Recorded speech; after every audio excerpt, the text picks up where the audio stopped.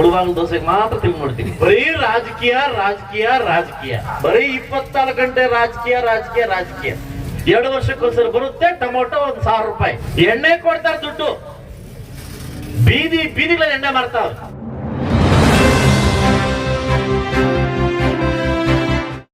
ಈ ಕಾರ್ಯಕ್ರಮಕ್ಕೆ ಈ ಕೋಚ್ ಮೂಲ ಅಧ್ಯಕ್ಷರು ಸನ್ಮಾನ ಶ್ರೀ ನಂಜೇಗೌಡರು ಬರಬೇಕಿತ್ತು.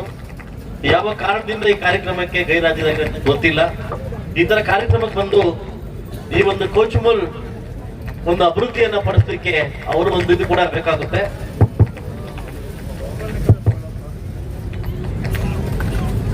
ಸಾಕಷ್ಟು ವಿಚಾರಗಳು ಮತ್ತು ವಿನಿಮಯಗಳು ಇವತ್ತು ಅಧಿವೇಶನದಲ್ಲಿ ನಡೀತಾ ಇದೆ. ಸುಮಾರು ಅಧಿವೇಶನ 2 ದಿವಸಗಳಿಂದ ಸಾಕಷ್ಟು ಗಲಾಟೆಗಳು ನಡೀತಾ ಇದೆ. ನಮ್ಮ ಹೈಕಮಾಂಡ್ ಸೂಚನೆಯಂತೆ ಕೂಡ ನಮ್ಮ ಪಕ್ಷದ ಎಲ್ಲಾ ಶಾಸಕರು ಕೂಡ ಕಾಂಗ್ರೆಸ್ ಸರ್ಕಾರದ ಮೇಲೆ ಒತ್ತಡವನ್ನು ಮಾಡ್ತಾ ಇದ್ದೀವಿ, ಗಲಾಟೆಯನ್ನು ಮಾಡ್ತಾ ಇದ್ದೀವಿ, ನಮ್ಮ ಹಕ್ಕನ್ನು ಚಲಾಯಿಸ್ತಾ ಇದ್ವಿ.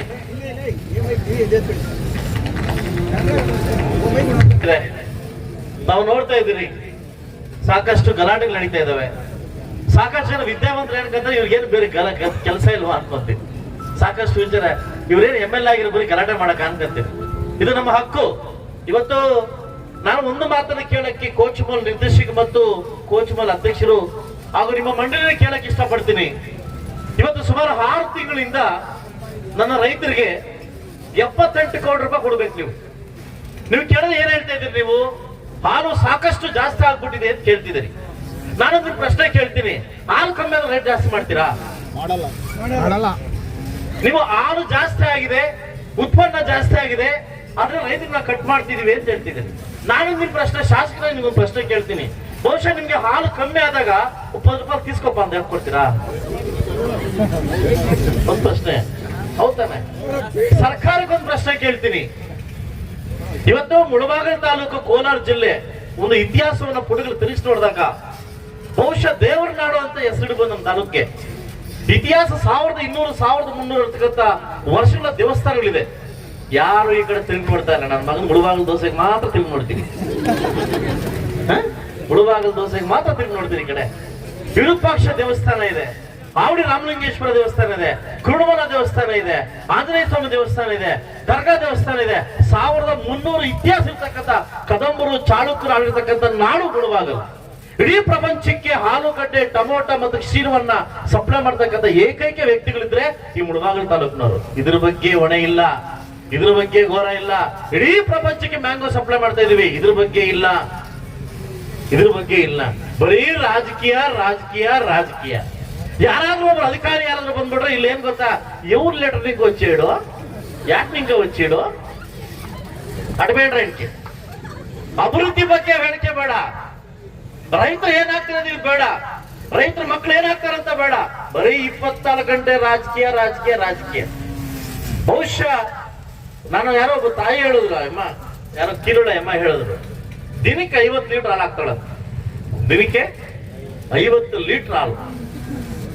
ಇವತ್ತು ಬಹುಶಃ ನಾವು ಯಾವ್ದೋ ನರ್ಮದಾ ನದಿನೋ ಇಲ್ಲ ಕಾವೇರಿ ನದಿನೋ ಇನ್ನೊಂದು ನದಿನೋ ನಮ್ಗೆ ಬದುಕ್ತಾ ಇಲ್ಲ. ನಾವು ಬಹುಶಃ ನಮಗೂ ಕಾವೇರಿನೋ ಇನ್ನೊಂದು ನದಿನೋ ಬಂದ್ಬಿಟ್ಟಿದೆ. ಇವತ್ತು ನಮ್ಗೆ ಯಾರನ್ನ ಕೇಳಬೇಕಾಗಿಲ್ಲ. ನಾವು ಯಾವ ಸರ್ಕಾರ ಬೇಡ, ಅದ್ರ ಪರಿಸ್ಥಿತಿ ಬೇಡ. ನಮಗೆ ಕುಡಿಲಿಕ್ಕೆ ನೀರಿಲ್ಲ, ಬೆಳೆ ಮಾಡ್ಲಿಕ್ಕೆ ನೀರಿಲ್ಲ, ಏನ್ ಮಾಡ್ಲಿಕ್ಕೆ. ವರ್ಷಕ್ಕೊಂದ್ಸರಿ ಬರುತ್ತೆ ಮ್ಯಾಂಗೋ, 2 ವರ್ಷಕ್ಕೊಂದ್ಸರಿ ಬರುತ್ತೆ ಟೊಮೊಟೊ, 1,000 ರೂಪಾಯಿ. ಇದಕ್ಕೆ ನಾವ್ ಹಿಂಗಿದೀವಿ. ಇಲ್ಲಿ ಬರ್ತಕ್ಕಂಥ ಬೆನಾರ ಇರ್ಬೋದು, ಕೃಷ್ಣ ಇರ್ಬೋದು, ಕುಡಿಲಿಕ್ಕೆ ನೀರು ಕೇಳಿದ್ರೆ ರಾಜಕಾರಣ ಸ್ಟಾರ್ಟ್ ಮಾಡ್ತಾರೆ.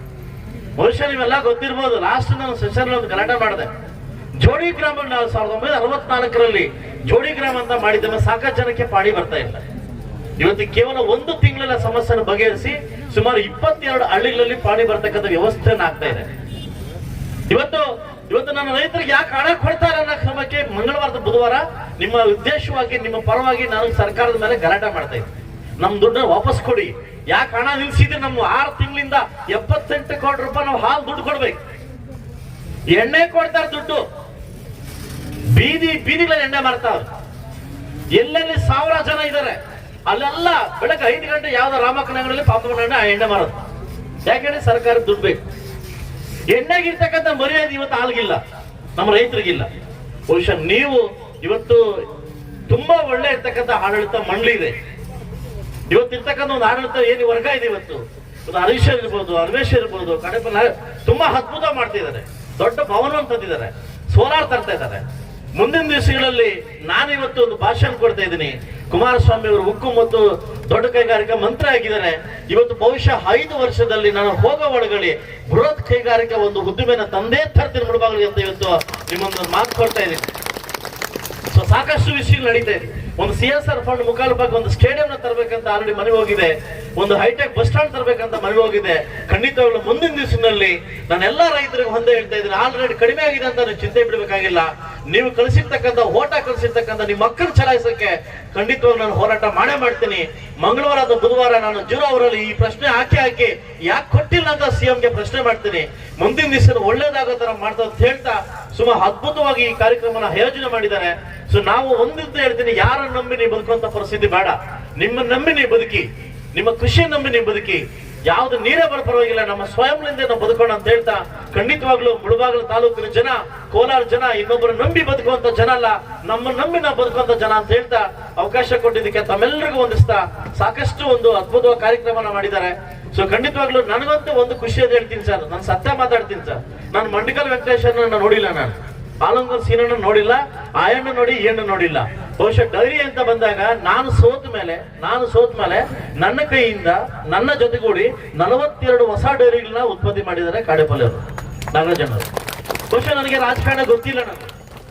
ನಾನು ಸೋತ ಮೇಲೆ ನಾನು ಅವ್ರ ಜೊತೆ 42 ಹಳ್ಳಿಗೆ ಹೋಗಿ ನಾನು ಉದ್ಘಾಟನೆ ಮಾಡಿದ್ದೀನಿ. ಬಟ್ ಸೋತರು ಕೂಡ ನಮ್ಮ ನಾಯಕರು ಅಂತ ಕರ್ಕೊಂಡು ಹೋಗಿದ್ದಾರೆ. ಬಹುಶಃ ನಾನು ಇವತ್ತು ಮಾತು ಕೊಡ್ತಿದ್ದೀನಿ, ನೀವೆಲ್ಲೆಲ್ಲಿ ಹೊಸ ಡೈರಿ ಕಟ್ಬೇಕಂತ ಕಟ್ಟಿದ್ರೆ, ಹೊಸ ಬಿಲ್ಡಿಂಗ್ ಕಟ್ಬೇಕಂತಿದ್ರೆ ನನ್ನ ನಿಧಿಯಿಂದ, ಶಾಸಕ ನಿಧಿಯಿಂದ ಪ್ರತಿ ಊರಿಗೂ 3 ಲಕ್ಷ ರೂಪಾಯಿ ಕೊಡ್ತೀನಿ. ನಾನು ಎಷ್ಟು 3 ಲಕ್ಷ ರೂಪಾಯಿ ಕೊಡ್ತೀನಿ. ಎಲ್ಲೆಲ್ಲಿ ಬಾಡಿಗೆ ಬಿಲ್ಡಿಂಗ್ ಇದೆಯೋ ಸ್ವಂತ ಬಿಲ್ಡಿಂಗ್ ಮಾಡಿ ನನ್ನ ನಿಧಿಯಿಂದ 3 ಲಕ್ಷ ರೂಪಾಯಿ ನಿಮ್ಗೆ ಎಲ್ಲೆಲ್ಲಿ ಕಟ್ತಿರೋ ನಾನು ಕೊಡ್ತೀನಿ ಅಂತ ಹೇಳ್ತಾ ಇವತ್ತು ಸಾಕಷ್ಟು ಜನಕ್ಕೆ ನೀವು ಏನು ಉತ್ತೇಜನಕ್ಕೋಸ್ಕರ ಅವ್ರನ್ನ ಇದು ಮಾಡ್ಲಿಕ್ಕೆ ಬಹುಮಾನ ಕೊಟ್ಟಿದ್ದಾರೆ. ನಮ್ಮೆಲ್ಲರಿಗೂ ಒಳ್ಳೇದಾಗ್ಲಿ ಅಂತ ಹೇಳ್ತಾ ಸಾಕಷ್ಟು ಜನ ಕಾಂಗ್ರೆಸ್ ನಾಯಕರು ಕೂಡ, ಕಾಂಗ್ರೆಸ್ ಶಾಸಕರು ಕೂಡ ನಮ್ಮ ಜಿಲ್ಲೆಯಲ್ಲಿ ಇದ್ದಾರೆ. ನಾನು ಕಾಂಗ್ರೆಸ್ ಶಾಸಕರಿಗೆ ಒಂದು ಕಿವಿ ಮಾತು ಹೇಳ್ತೀನಿ, ಒಬ್ಬ ತಮ್ಮನ ನೀವು ಮನವಿ ಮಾಡ್ತೀನಿ. ಒಂದು ಅಭಿವೃದ್ಧಿಗೋಸ್ಕರ, ರೈತರ ಹೋರಾಟಕ್ಕೋಸ್ಕರ, ರೈತರು ಇವತ್ತು ಏನು ಬದುಕ್ಬತ್ತಿದ್ರೆ ಅದಕ್ಕೆಲ್ಲ ನೀವೆಲ್ಲ ಒಗ್ಗಟ್ಟಾಗಿ ಸೀಮಾ ಹತ್ರ ಮಾತಾಡಿ ಅಂತ ಹೇಳ್ತಾ ಖಂಡಿತವಾಗಿ ನೀವೆಲ್ಲ ಮಾತಾಡಿದ್ರೆ ಕೆಲಸ ಆಗುತ್ತೆ. ಯಾಕಂದ್ರೆ ನಿಮ್ದೇ ಸರ್ಕಾರ ಇದೆ, ನೀವೇನು ಹೋರಾಟ ಮಾಡ್ಬೇಕಾಗಿಲ್ಲ, ಅದು ನಿಮ್ದೇ ಸರ್ಕಾರ. ನೀವು ಮನವಿ ಮಾಡಿದ್ರೆ ಆಗುತ್ತೆ ಅಂತ ಹೇಳ್ತಾ ಅಲ್ಲಿ ಇಲ್ಲಿ ಎಲ್ಲೋ ಮಾತಾಡೋ ಬರಲು ಖಂಡಿತವಾಗಿ CM ಹತ್ರ ಮಾತಾಡಿ ಅಂತ ಹೇಳ್ತಾ ನನ್ನ ರೈತರಿಗೆ ಒಳ್ಳೇದಾಗ್ಲಿ, ರೈತರ ಮುಖದಲ್ಲಿ ಒಂದು ಮಂದಾಸ ಕಾಣಿದ್ರೆ ಎಲ್ಲಾ ಬಿಸ್ನೆಸ್ ಚೆನ್ನಾಗಾಗುತ್ತೆ ಅಂತ ಹೇಳ್ತಾ ಅವಕಾಶ ಕೊಟ್ಟಿದ್ದಕ್ಕೆ ಎಲ್ಲ ಒಂದು ಸಹ ನನ್ನ ಮಾತು ಮುಗಿಸ್ತೇನೆ.